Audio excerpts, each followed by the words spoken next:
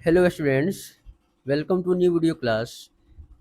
आज के इस वीडियो में हम लोग बात करने वाले हैं क्लास 12 पॉलिटिकल साइंस का चैप्टर 7, जिसका नाम है समकालीन विश्व में सुरक्षा। पिछले वीडियो में हम लोग चैप्टर 6 अंतर्राष्ट्रीय संगठन के बारे में पढ़े थे और क्वेश्चंस के माध्यम से चैप्टर 6 को समझे थे। आज का चैप्टर 7 हम लोग 50 सबसे इम्पोर्टेंट प्रीवियस ईयर क्वेश्चन और आने वाले एक्सपेक्टेड क्वेश्चंस के बारे में देखेंगे और अपने एग्ज़ाम को और बेहतर बनाने की कोशिश करेंगे। तो आशा करता हूं कि आप लोग पिछले 6 वीडियो देखकर आए होंगे और अपने ज्ञान को एनहेंस किए होंगे। चलिए, तो आज हम आप क्वेश्चंस के माध्यम से इस वीडियो को शुरुआत करते हैं और आपके लिए क्वेश्चंस लेकर आते हैं। तो आज का पहला क्वेश्चन है सुरक्षा का पारंपरिक दृष्टिकोण किससे संबंधित है। सुरक्षा का पारंपरिक दृष्टिकोण, देखिए, सुरक्षा के पारंपरिक दृष्टिकोण है और आधुनिक दृष्टिकोण है। पारंपरिक मतलब पुराना दृष्टिकोण और आधुनिक मतलब आज का नया दृष्टिकोण। तो सुरक्षा का पुराना दृष्टिकोण जो था वह क्या देखता था? सुरक्षा का पुराना दृष्टिकोण क्या देखता था? तो सुरक्षा का पुराना दृष्टिकोण राज्य को अधिक महत्व देता था। तो पारंपरिक दृष्टिकोण क्या हो जाएगा? राज्य हो जाएगा। इसका संबंधित है, सुरक्षा का पारंपरिक दृष्टिकोण राज्य से संबंधित है। अगला क्वेश्चन है पारंपरिक सुरक्षा का मुख्य खतरा क्या है। पारंपरिक सुरक्षा का मुख्य खतरा क्या था? पारंपरिक में पुराने समय में मुख्य खतरा किससे था? तो मुख्य खतरा सैन्य आक्रमण का था। क्या था? सैन्य आक्रमण का, यानी दूसरे देश की सेना हमारे अपने देश पर हमला न कर दी, यही मुख्य खतरा था। गरीबी, बीमारी और प्रदूषण ये आज के आधुनिक खतरे हैं। 3 नंबर क्वेश्चन देखेंगे। कह रहा है मानव सुरक्षा की अवधारणा किस पर बल देती है। मानव सुरक्षा की अवधारणा किस पर बल देती है? तो मानव सुरक्षा की अवधारणा व्यक्ति विशेष पर बल देती है। अगला क्वेश्चन 4 नंबर देखेंगे। कह रहा है निम्नलिखित में कौन अपारंपरिक सुरक्षा खतरा है। निम्नलिखित में कौन अपारंपरिक सुरक्षा खतरा है? तो इसका आंसर हो जाएगा आतंकवाद। आतंकवाद जो है पारंपरिक नहीं है, अपारंपरिक नहीं, आधुनिक खतरा के रूप में आतंकवाद उभर कर सामने आया है। युद्ध, सीमा विवाद और सैन्य गठबंधन, युद्ध, सीमा विवाद और सैन्य गठबंधन ये पारंपरिक खतरे हैं, लेकिन आतंकवाद जो है अपारंपरिक यानी आधुनिक खतरा में आता है। अगला है सुरक्षा का संबंध किससे है। सुरक्षा का संबंध किससे है? तो सुरक्षा का मतलब होता है खतरों से मुक्ति। क्या होता है? सुरक्षा का मतलब होता है खतरों से मुक्ति। अगर हम खतरे से मुक्त हो जाएंगे तो हम सुरक्षित अपने आप को महसूस करेंगे। चलिए 6 नंबर क्वेश्चन देखते हैं। 6 नंबर क्वेश्चन कर रहा है शक्ति संतुलन का संबंध किससे है। शक्ति संतुलन का संबंध किससे है? तो शक्ति में संतुलन क्यों आवश्यक है? शक्ति में संतुलन इसलिए आवश्यक है क्योंकि एक देश दूसरे देश पर हावी न हो। एक देश से दूसरे देश स्वयं को बचाने के लिए शक्ति संतुलन की अवधारणा आती है, यानी इसमें सैन्य संतुलन की बात की जाती है। यानी एक देश चाहता है कि हम दूसरे देश हमसे ताकतवर न हो, शक्ति संतुलन में रहे, इसे ही कहते हैं शक्ति संतुलन की स्थिति। यानी शक्ति संतुलन का मतलब है सैन्य संतुलन, सैनिक शासन की संतुलन। अगला 7 नंबर क्वेश्चन है। 7 नंबर क्वेश्चन कर रहा है गठबंधन का उद्देश्य क्या है। गठबंधन का उद्देश्य क्या है? तो जो पारंपरिक दृष्टिकोण में देखेंगे तो जो सरकारें थी वह एक दूसरे के साथ गठबंधन अलायंस बनाती थी ताकि युद्ध ना हो। क्या हो? युद्ध ना हो। युद्ध को रोकने के लिए सरकारें गठबंधन बनाती थी। अगला 8 नंबर क्वेश्चन क्या कर रहा है? कर रहा है निरस्त्रीकरण, डिसआर्मामेंट का अर्थ क्या है।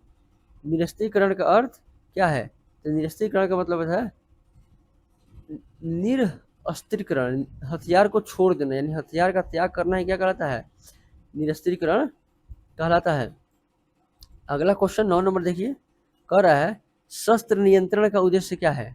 शस्त्र नियंत्रण का उद्देश्य क्या है? बात ही कर रहा है नियंत्रण करना, यानी क्या सेना को समाप्त करना, नियंत्रण की बात कर रहा है। व्यापार को बढ़ाना, युद्ध करना नहीं, हथियारों का नियमन करना, हथियारों को कंट्रोल करना शस्त्र नियंत्रण का काम अर्थ होता है। अगला है विश्वास बहाली का उद्देश्य क्या है। विश्वास बहाली उपाय का उद्देश्य क्या है, पूछ रहा है 10 नंबर क्वेश्चन। विश्वास बहाली का उद्देश्य क्या है? तो अविश्वास को बढ़ाना नहीं, युद्ध करना नहीं, विश्वास को बढ़ाना, हाँ एकदम। यानी एक राज्य दूसरे राज्य पर विश्वास करेंगे, विश्वास मिलेंगे कि हम एक दूसरे पर आक्रमण या हमला नहीं करेंगे, इसे ही क्या कहते हैं? विश्वास बहाल करना कहते हैं। 11 नंबर क्वेश्चन आएंगे, मानव सुरक्षा की संकीर्ण अवधारणा किससे संबंधित है? मानव सुरक्षा की संकीर्ण अवधारणा किससे संबंधित है? हिंसा से सुरक्षा। इसे हिंसा से सुरक्षा मानव सुरक्षा की संकीर्ण अवधारणा है। अगला क्वेश्चन 12 नंबर क्वेश्चन पर आते हैं। क्वेश्चन कह रहा है, मानव सुरक्षा की व्यापक अवधारणा में शामिल है। मानव सुरक्षा की व्यापक अवधारणा में क्या सम्मिलित है? व्यापक मतलब पूरा ओवरऑल सुरक्षा में भूख भी शामिल है, बीमारी भी शामिल है, यानी बेरोजगारी। भूख से सुरक्षा, बीमारी से सुरक्षा और बेरोजगारी से सुरक्षा, तब क्या कहेंगे? तब इसको व्यापक यानी पूरा ओवरऑल सुरक्षा की बात करेंगे। यानी उपरोक्त में से सभी क्या है? व्यापक सुरक्षा की बात करता है। 13 नंबर क्वेश्चन है, आतंकवाद किस प्रकार का खतरा है? आतंकवाद किस प्रकार का खतरा है? तो क्या पारंपरिक है, आर्थिक है, सांस्कृतिक है? नहीं, अपारंपरिक खतरा है। क्या है? अपारंपरिक खतरा। परंपरा में तो सीमा विवाद वगैरह आते थे, लेकिन आतंकवाद है, ये नया उभर कर सामने आया है। तो आतंकवाद अपारंपरिक खतरा है। 14 नंबर क्वेश्चन कह रहा है कि वैश्विक ताप वृद्धि किस प्रकार का खतरा है? यानी ग्लोबल वार्मिंग जो हमारा दिन प्रतिदिन मौसमी चरम मौसमी घटनाएं हो रही है, घटित हो रही है, यह किस प्रकार का खतरा है? तो यह पर्यावरण से संबंधित खतरा है। अगला क्वेश्चन, एड्स किस प्रकार का खतरा है? सुरक्षा खतरा है। एड्स किस प्रकार का सुरक्षा खतरा है? सैन्य है, स्वास्थ्य संबंधी है, बीमा संबंधी है, या राजनीतिक है? तो एड्स जो है यह स्वास्थ्य संबंधी खतरा है। कैसा खतरा है? स्वास्थ्य संबंधी खतरा है। अगला है, सहयोगात्मक सुरक्षा कोऑपरेटिव सिक्योरिटी का आधार है। कोऑपरेटिव सिक्योरिटी का आधार क्या है? सहयोग करने वाले। सहयोग से ही क्या होगा? कोऑपरेटिव सहयोगात्मक सुरक्षा की अवधारणा प्रबल होगी। अगला 17 नंबर क्वेश्चन है, भारत की सुरक्षा रणनीति का एक प्रमुख तत्व है। भारत की सुरक्षा रणनीति का एक प्रमुख तत्व क्या है? 17 नंबर क्वेश्चन देखेंगे, भारत की सुरक्षा रणनीति का एक प्रमुख तत्व क्या? अलगाववाद है, उपनिवेशवाद है, या साम्राज्यवाद है? तो विकास है। यानी भारत की सुरक्षा रणनीति का एक प्रमुख तत्व विकास है। यानी भारत की सुरक्षा तभी सुनिश्चित होगी जब भारत विकसित होगा, यानी जब भारत विकास करेगा। यानी भारत विकास करता रहे, भारत सुरक्षित रहेगा। अगला क्वेश्चन है, सुरक्षा की पारंपरिक अवधारणा किस युग में प्रमुख थी? सुरक्षा की पारंपरिक अवधारणा किस युग में प्रमुख थी? सुरक्षा की पारंपरिक अवधारणा तो इस किस युग में? शीत युद्ध में, वैश्वीकरण में, औद्योगिक क्रांति में, या सूचना युग में? तो शीत युद्ध में। किसमें? शीत युद्ध में पारंपरिक अवधारणा प्रमुख थे।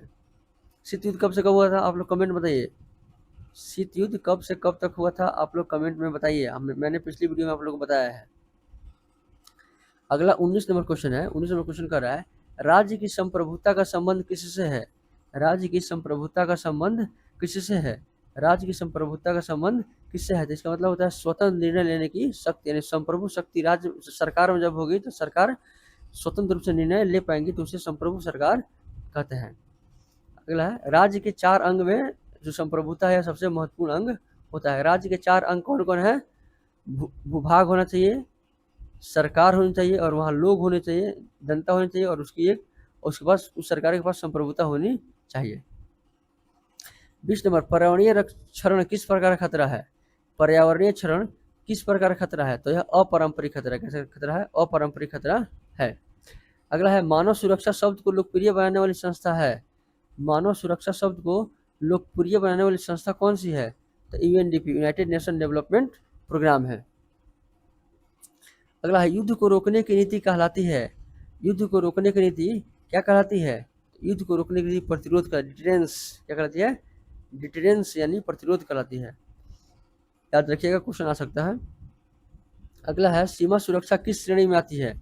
सीमा सुरक्षा किस श्रेणी में आती है? तो सीमा सुरक्षा पारंपरिक श्रेणी है। क्या है? पारंपरिक श्रेणी है, यानी पुरानी सुरक्षा की अवधारणा है। अगला है, निम्न में से कौन वैश्विक खतरा है? 24 नंबर क्वेश्चन है, निम्न में से कौन वैश्विक खतरा है? जलवायु परिवर्तन विश्व से संबंधित है, गरीबी विश्व से संबंधित है, महामारी विश्व से संबंधित है, या इनमें सभी? तो इनमें से सभी। तो सभी जो है वैश्विक खतरा के रूप है। अगला है, सुरक्षा का व्यापक अर्थ क्या है? 25 नंबर का क्वेश्चन है, सुरक्षा का व्यापक अर्थ क्या है? तो सुरक्षा का व्यापक अर्थ है केवल सैन्य सुरक्षा। केवल केवल केवल नहीं, व्यापक मतलब सभी प्रकार के खतरों से सुरक्षा क्या कहलाता है? व्यापक सुरक्षा का मतलब होता है। देखिए PYQ है, यानी प्रीवियस ईयर क्वेश्चन पहले पूछा चुका है। मानव सुरक्षा की व्यापक अवधारणा में क्या शामिल है? मानव सुरक्षा की व्यापक अवधारणा में क्या शामिल है? भूख शामिल है, रोग शामिल है, गरीबी शामिल है, या सभी शामिल है? तो व्यापक जहाँ शब्द आएगा तो इसका मतलब सभी होता है, तो सभी शामिल है, यानी ओवरऑल शामिल कर रहा है ना। CBM का पूरा नाम क्या होता है? 27 नंबर क्वेश्चन है। CBMs CBMs का पूरा नाम क्या है, यानी फुल फॉर्म क्या है? तो कॉन्फिडेंट बिल्डिंग मेजर्स। क्या है? कॉन्फिडेंट बिल्डिंग मेजर्स क्या है? तो एक राज्य दूसरे राज्य पर कॉन्फिडेंस करते हैं, भरोसा दिलाते हैं कि हम आप पर हमला नहीं करेंगे, और वह दूसरा राज्य भी क्या करता है? भरोसा दिलाता है। तो इसे CBMs यानी कॉन्फिडेंस बिल्डिंग मेजर्स कहते हैं। अगला क्वेश्चन है 28 नंबर। निरस्त्रीकरण का अर्थ क्या है? निरस्त्रीकरण का अर्थ क्या है? हथियारों का नियंत्रण करना, हथियारों का त्याग देना, हथियारों का उत्पादन, हथियारों का व्यापार। उत्पादन तो नहीं होगा, व्यापार तो नहीं होगा, त्यागना होगा क्या, या नियंत्रण होगा? तो शस्त्र नियंत्रण। जब शस्त्र नियंत्रण आएगा तो उसका मतलब क्या होता है? नियंत्रण होता है। लेकिन हथियारों का त्याग, निरस्त्रीकरण मतलब हथियार को निरस्त कर देना, समाप्त कर देना होता है। अगला है 29 नंबर क्वेश्चन। भारत की सुरक्षा रणनीति में किसे महत्व दिया गया है? भारत की सुरक्षा रणनीति में किसे महत्व दिया गया है? तो राष्ट्रीय एकता को महत्व दिया गया है। किसे दिया गया है? राष्ट्रीय एकता को महत्व दिया गया है। अगला है गरीबी किस प्रकार का खतरा है? गरीबी किस प्रकार का खतरा है? तो गरीबी अपारंपरिक खतरा। क्या है? अपारंपरिक, यानी अभी जो है पारंपरिक नहीं है, अपारंपरिक खतरा है ना। अगला है 31 नंबर। महामारी का उदाहरण है। महामारी का उदाहरण निम्नलिखित में से कौन कौन जो है महामारी का उदाहरण है? तो कोविड-19 तो है, अभी हम लोग देख चुके हैं इसको। एड्स महामारी हो सकता है, डेंगू हो सकता है। तो डी 31 का महामारी का सभी महामारी में शामिल होते हैं। अगला पारंपरिक सुरक्षा का केंद्र है। पारंपरिक सुरक्षा का केंद्र है, तो पारंपरिक सुरक्षा का केंद्र राज्य है, यानी राज्य के इर्द गिर्द पारंपरिक सुरक्षा घूमती रहती है। अगला क्वेश्चन है नाटो किस प्रकार का संगठन है? नाटो किस प्रकार का संगठन है? क्या आर्थिक संगठन है? नहीं है। सांस्कृतिक है? नहीं है। पर्यावरणीय है? नहीं है। तो NATO north Atlantic treaty organisation एक सैन्य गठबंधन है। आप लोग कमेंट में बताइएगा कि नाटो की स्थापना कब हुई थी। नाटो की स्थापना कब हुई थी? पिछले लेक्चर में आप लोगों को बताया गया है, देखते हैं आप लोग को याद है कि नहीं। अगला क्वेश्चन है सुरक्षा अध्ययन का मुख्य विषय क्या है? सुरक्षा अध्ययन का मुख्य विषय क्या है? क्या सुरक्षा में खतरा का अध्ययन किया जाता है, कला का अध्ययन किया जाता है, साहित्य का, या धर्म का? तो खतरा, यानी हमें सुरक्षा किसे चाहिए? जो हमारे समक्ष खतरा है उससे हमें सुरक्षा चाहिए। अगला क्वेश्चन है भारत की परमाणु नीति का आधार है। 35 नंबर क्वेश्चन है भारत का परमाणु नीति का आधार है, यानी भारत की जो न्यूक्लियर पॉलिसी है वो कैसी है? तो नो फर्स्ट यूज पॉलिसी है। क्या है?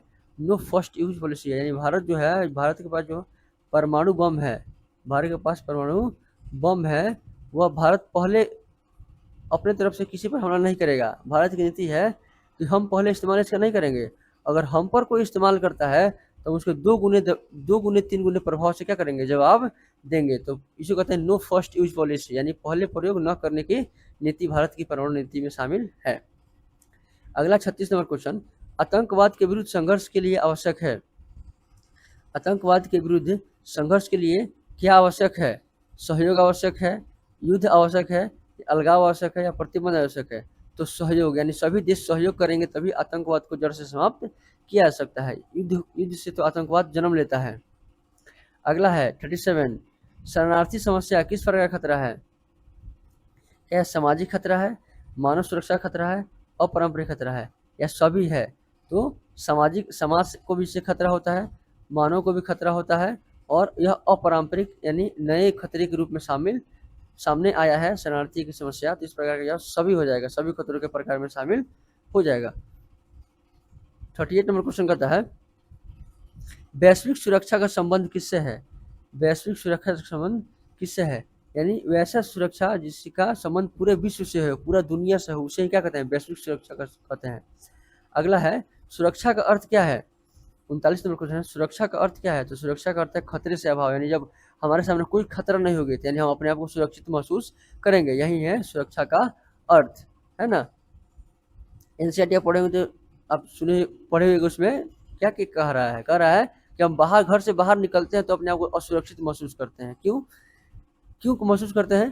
क्योंकि हम बाहर कभी भी कुछ भी हो सकता है, कुछ भी घटित होने की संभावना होती है। तो यही क्या असुरक्षा की भावना, इसीलिए क्या लाइए सरकार एक रूल ऑफ लॉ लाया गया, कानून का शासन लाया गया है कि हम सुरक्षित महसूस कर सके, है ना। अगर किसी का जॉब नहीं होता है तो वो असुरक्षित महसूस करता है, कोई पढ़ नहीं पाता है तो वो असुरक्षित महसूस करता है ना। ये सब असुरक्षा है।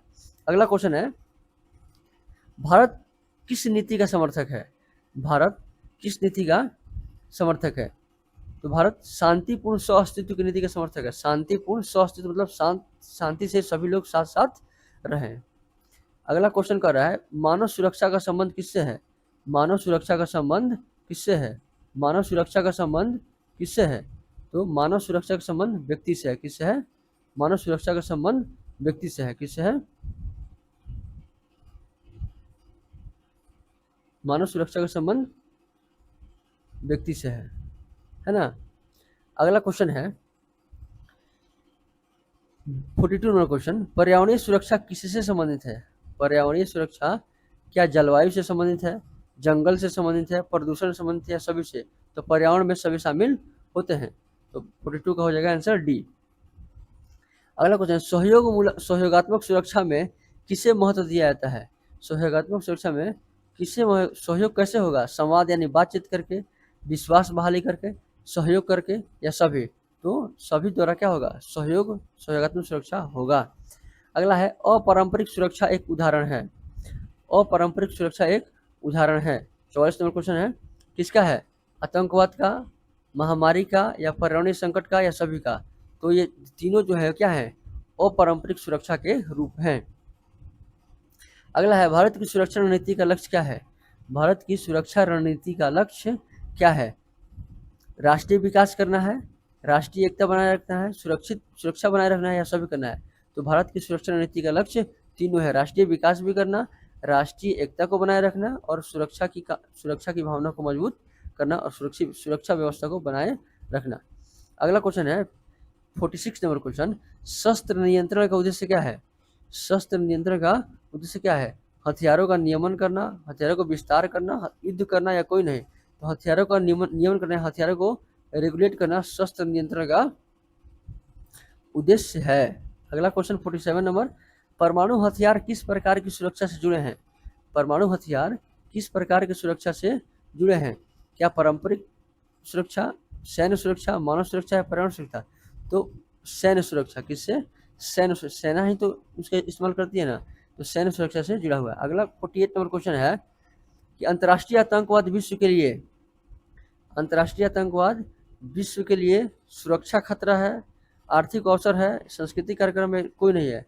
तो अंतर्राष्ट्रीय आतंकवाद विश्व के लिए सुरक्षा खतरा है। अगला क्वेश्चन है, सुरक्षा की आधुनिक अवधारणा में शामिल है। सुरक्षा की आधुनिक अवधारणा में क्या शामिल है? पर्यावरण शामिल है, स्वास्थ्य शामिल है, मानवाधिकार शामिल है, सभी शामिल है? सभी शामिल है। यानी आधुनिक अवधारणा में कैसे कैसे लोग असुरक्षित महसूस कर रहे हैं? तो देखिए, पर्यावरणीय क्षति हो रही है, इतने आपदा आ रहे हैं ना, लोग सूखा पड़ रहा है, कभी अधिक बारिश ही हो जा रहा है। तो क्या है? पर्यावरणीय आधुनिक आजकल की समस्या है, आधुनिक है। स्वास्थ्य संबंधी कितने, जैसे कोविड आ गया, एबोला वायरस आ गया, ये सब हंटा वायरस आ गया, ये सब क्या है? स्वास्थ्य संबंधी असुरक्षा है। मानव अधिकार, राइट्स, लोगों को अधिकारों का हनन हो रहा है। तो ये आजकल के आधुनिक अवधारणा में शामिल है, ये सुरक्षा के आधुनिक धारणा है। अगला क्वेश्चन है 50 नंबर क्वेश्चन, समकालीन विश्व में सुरक्षा की नई चुनौतियां क्या हैं? समकालीन विश्व में सुरक्षा की नई चुनौतियां क्या हैं? क्या आतंकवाद है, महामारी है, या जलवायु परिवर्तन है? तो सभी है। क्या है? समकालीन विश्व में सुरक्षा की नई चुनौतियां सभी हैं। तो ये थे हमारे आज के 50 PYQ plus most expected questions जो आपके बोर्ड एग्जाम में पूछे जा सकते हैं। आशा करता हूँ कि यह वीडियो आपको पसंद आया होगा। अगर आपको यह वीडियो पसंद आया तो अपने दोस्तों के साथ भी शेयर कीजिए, ताकि आपके दोस्त भी इस वीडियो का लाभ उठा सके। और आपसे यह आशा करता हूँ कि आप लोग इस क्वेश्चंस को कॉपी में नोट डाउन करें, ताकि एग्जाम के समय रिविजन करने में आपकी सहायता हो, है ना।